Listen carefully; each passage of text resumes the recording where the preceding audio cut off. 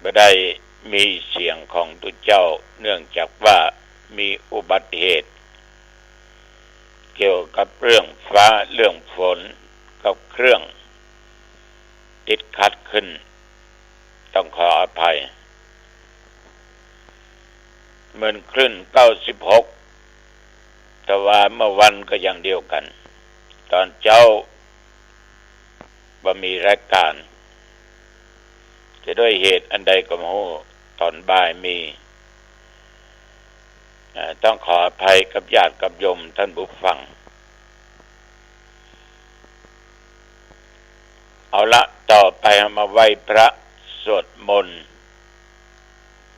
เพื่อเป็นมังคละเป็นมงคลและเป็นการถวายพระพรชัยมงคลแด่สมเด็จพระเจ้าลูกเธอต่อไปว่าพร้อมๆกันเนอะตั้งอกตั้งใจเนอะอะระหังสัมมาสัมพุทโธภควาพุทธังภควันตังอภิวาเทมิกราบพระพุทธสวากขาโตภควตาธัมโมธัมมังนัมมัสสามิกราบพระธรรมสุปฏิปันโนภควโตสาวกสังโฆสังฆังนัมมามิกราบพระสงฆ์นะโมตัสสะภะคะวะโตอะระหะโตสัมมาสัมพุทธัสสะนะโมตัสสะภะคะวะโตอะระหะโตสัมมาสัมพุทธัสสะนะโมตัสสะภะคะวะโตอะระหะโตสัมมาสัมพุทธัสสะพุทธังสรณังคัจฉามิธัมมังสรณังคัจฉามิสังฆังสรณังคัจฉามิทุติยัมปิพุทธังสรณังคัจฉามิทุติยัมปิธัมมังสรณังคัจฉามิทุติยัมปิสังฆังสรณังคัจฉามิตติยัมปิพุทธังสรณังคัจฉามิตติยัมปิธัมมังสรณังคัจฉามิตติยัมปิสังฆังสรณังคัจฉามิ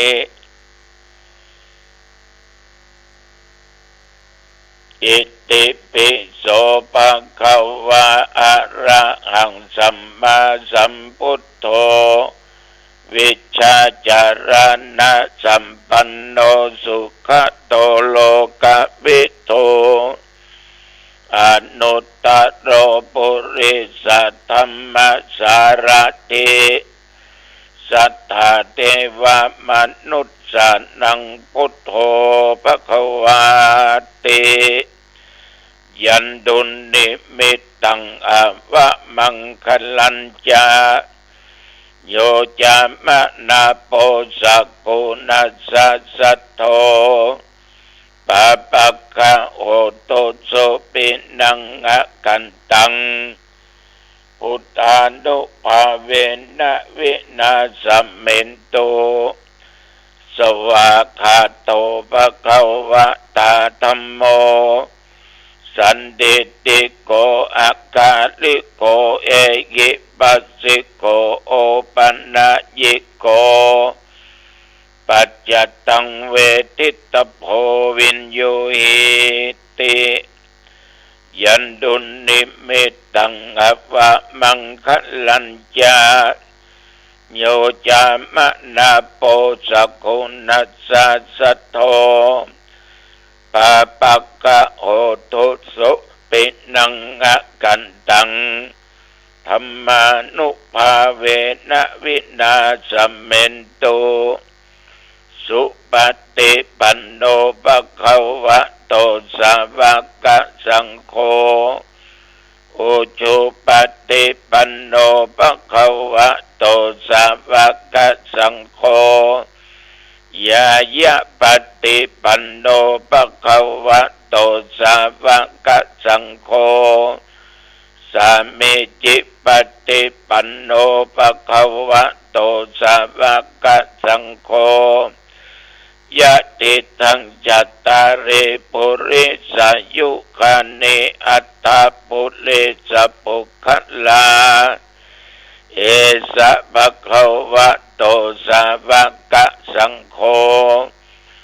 อาหุนยโยปะหุนยโยทักขินยโยอัญชลีกรณีโยอนุตตรังปุญญเขตังโลกัสสาติยันดุนิมิตตังอวะมังคลัญญาโยจามะนาโปสกุนัสสะสัทโธปะปะคะโหตุสุปินังอคันตังสังฆานุภาเวนะวินาสเมนโตโพชังโคสติสังฆาโตธัมมานังวิจโยตถาวิริยัมปิติปัสสติโพชังคาจะตถาปะเรสมาธุเปกขโพชังคาสัตเตเตสัพพทัสสินามุนินาสัมมตคาตาภาวิตาภาอุลิกตาสังวัตตันติอภิญญายะนิพพานายะจะโพธิยาเอเตนะสัจจวัชเชนะโสติเตโอโตสัพพทาเอกัสสมิงสมะเยนะโทโมคคัลลานัญจกัสสปังคิลาเนตุกิเตติสวาโพชังเคสัตตะเทสเยเตจะตังอภินันติตวาโรกามุจจิงสุตังคะเนเอเตนะสัจจะบัจเจนะโสติเตโอตุสัพพทาเอกทาธรรมราชาปิเคลัญเยนะปิปิลิโตจุนดาเทเรนะตัญเยวะพนาเพตวานะสัตรังสัมโมติตวาจะอัปปทาตัมมาพุทธาสิทานะโสเอเตนะสัจจวัชเชนะ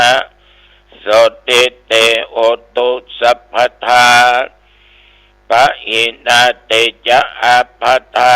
ตินนันนัมปิมะเยสินังมัคคะอัตตกิเลสาวะปัตตานุปติธัมมะตังเอเตนะสัจจวัชเชนะโสติเตโอตุสัพพทาภวตุสัพพมังคลัง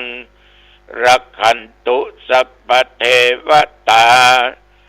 สัพพพุทธานุภาเวนะสัทธาโสติภวันตุเตภวตุสัพพมังคลังรักขันตุสัพพเทวตาสัพพธัมมานุภาเวนะสัทธาโสติภวันตุเตภวตุสัพพมังคลังรักขันตุสัพพเทวตาสัพพสังฆานุภาเวนะสัทธาโสติภวันตุเตบทพุทธานุภาพธรรมานุภาพสังฆานุภาพบทสวดมนต์ศักดิ์สิทธิ์สัพพมงคลจงมีแก่ท่าน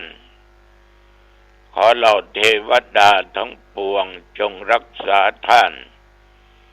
ด้วยอานุภาพคุณแห่งพระพุทธเจ้าด้วยอานุภาพคุณแห่งพระธรรมด้วยอานุภาพคุณแห่งพระสงฆ์ขอความสวัสดีทั้งหลายจงมีแก่ท่านขอถวายพระพรชัยมงคลแด่สมเด็จพระเจ้าลูกเธอเจ้าฟ้าพัชรกิติยาภาขอให้พระองค์ท่านนั้นจงทรงหายจากอาการพระประชวรทรงมีพระชนมายุยิ่งยืนนานได้120 พระพรรษายิ่งขึ้นไปขอถวายพระพรเพชรน้ำหนึ่งที่มีค่าที่สุดเหนือโลกทั้งปวงก็คือสภาวะจิตที่เปี่ยมล้นไปด้วยปัญญากรมอุตุได้ประกาศตักเตือนบอกเสมอว่าวันนี้เป็นว่าฝนจะบ่มีแต่ก็มาแน่ฉะนั้นพ่อแม่พี่น้องท่านทั้งหลายบ่ควรตั้งความประมาทเรื่องฟ้าเรื่องฝน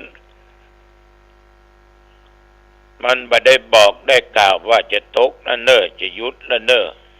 ตกนักตกน้อยมันดึงบอกแต่ว่าพี่น้องตะมันอ้อยแม่ริม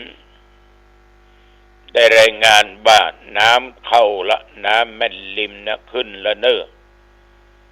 ท่วมละอันมาเวย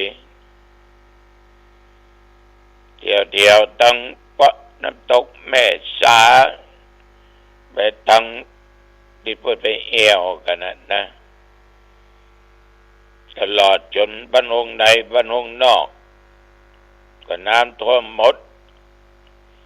หลั่งลงมาตามเส้นทาง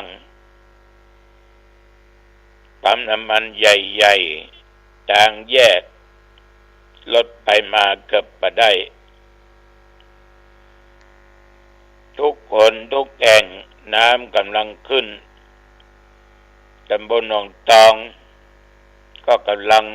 ลงมาน้ำก็กำลังขึ้นเมื่อเนี่ยเอาจะประมาทมันได้ญาติโยมก็ออกไม่ออก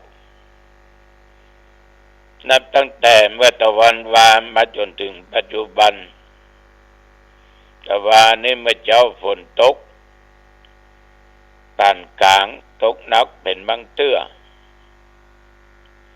เดี๋ยวก็ออกไปเยี่ยมไปดูที่สถานศึกษาธรรมปฏิบัติธรรมที่เขาช่วยกันสร้างน้ำหนองพญานาคน้ำคลองที่รอบวิหารนั้นเต็มเปี่ยมเลย แต่ว่าตามกุฏิตามเบญจกุฏิที่สร้างน้ำยังไม่ถึงศาลาก็ยังไม่ถึงเตื้อญาติโยมกินข้าวตอนแล้วก็ยังมีสน้อยอยู่ก็มีมาตลอดแต่ว่านี่เพื่อหันแสงแดดก็พอเย็นพอค่ำมืดมาก็หายแสบยังมีมิดมัด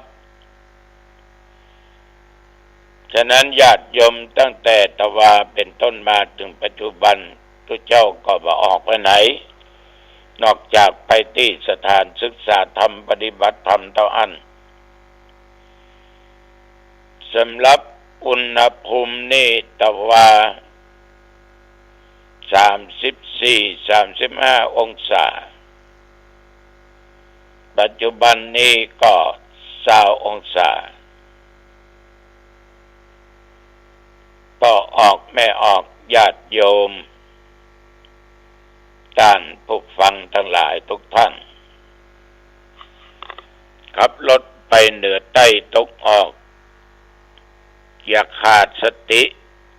อย่าตั้งด้วยความประมาทเน้อฝนมันตกทางมันมึนทางที่ไหน ตรงมักเกิดอุบัติเหตุอันเพราะคนเอาประมาทหันว่าหนทางซื่อเหยียบ บอกเลยว่าน้ำมันทำให้ล้อรถปัดได้ฉะนั้นไปเหนือใต้ตกออกต้องรักษาชีวิตตัวเก่าไว้ให้ดีจะไปให้มันผิดพลาดไปให้มันเกิดอันตรายต่างๆญาติโยมตะกี้ได้บอกว่าเพชรน้ำหนึ่งที่มีค่าที่สุดเหนือโลกทั้งปวงนั้นก็คือสภาวะจิตของเราเนี่ยที่มันเปี่ยมล้นไปด้วยปัญญาห่วงน้ำที่เต็มก็ย่อมจะทำให้มหาสมุทรบริบูรณ์ได้การฝึกจิตฝึกใจการได้ยินได้ฟังได้อ่านได้หูได้ปฏิบัติย่อมจะทำให้จิตใจของคนเราตั้งมั่นเพราะว่าเกิดจากตัวปัญญาเมื่อตัวปัญญามันเกิดขึ้นมานั้นสภาวะจิตมันก็สว่างไสวสว่างเพราะเหตุใดญาติโยมเพราะว่ามันสามารถกำจัดตัวกิเลสออกจากจิตใจไปได้คนมีปัญญาจะทำอะไรอย่างก็สำเร็จไปทางที่ดีทางที่ถูกไปในทางที่บ่เดือดร้อนเพราะก่อนที่จะทำอย่างลงไปก็ใช้ปัญญาใช้สติคิดสิ่งที่จะกระทำว่ามันผิดมันถูกมันเป็นบุญก็ว่าเป็นบาปพิจารณาตึกตองดูแล้วว่าสิ่งที่เราจะทำต่อไปเนี้ยมันเป็นบาปก็เลยงดเว้นมันเป็นบุญก็เร่งทำฉะนั้นคนมีปัญญามันจะคิดอย่างนี้แม้แต่การอู้กันจาจะอู้จาอย่างกับไผออกไปอย่างใดก็ใจสติปัญญาตึกตองว่าสิ่งที่จะอู้ต่อไปเนี้ยมันสมควรหรือไม่มันไปกระทบกระเทือนคนอื่นหรือไม่มันเป็นโทษเป็นตากับตัวเองหรือไม่มันสมควรก็ใช้ปัญญาตึกตองคือบางครั้งถ้าขาดสติปัญญาอู้ออกไปก็ผิดอกผิดใจกับคนอื่นเกิดความพึงพอใจเกิดเป็นพิษเป็นเถียงกันถึงขั้นก็ปัดลูกคุยกันทำร้ายร่างกายกันฉะนั้นปัญญานี่ก็สามารถนับได้ว่าเป็นเพชรเอกที่อยู่ในด้านจิตใจของมนุษย์ของโยมและของอาตมาภาพเอาอย่างลงไปทำอย่างลงไปมันก็จะเกิดประโยชน์มันก็จะเกิดประโยชน์เพราะสิ่งที่เราทำมันบ่พลาดปัญญาโลกัสสมิงปัจโชโตปัญญานั้นเป็นแสงสว่างที่สุดในโลกดูถ้าใดญาติโยมปัญญาคือแสงสว่างเนี่ยความรู้เนี่ยเข้าที่มืดอยู่ที่แจ้งคิดได้ทั้งนั้นคิดได้ทั้งนั้นที่มืดบ่มีไฟฟ้าบ่มีแสงไฟบ่มีแสงพระอาทิตย์เล็ดลอดเข้าไปได้แต่คนที่มีปัญญาสามารถเข้าไปได้ไม่ใช่ว่าเข้าแบบงมๆสวมๆนี่นะ มันมืดรู้ใหญ่ๆมันแจ้ง ติดไฟต่อไฟเตรียมถึงไฟฟ้าเตรียมถึงหม้อปั่นเกิดไฟฟ้าหลวงดับหม้อปั่นยังมีเตรียมถึงน้ำมูกน้ำมัน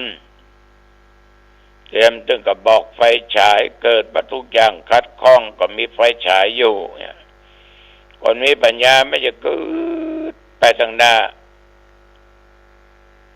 ฉะนั้นเป็นว่าปัญญาจึงเป็นเพชรน้ำเอก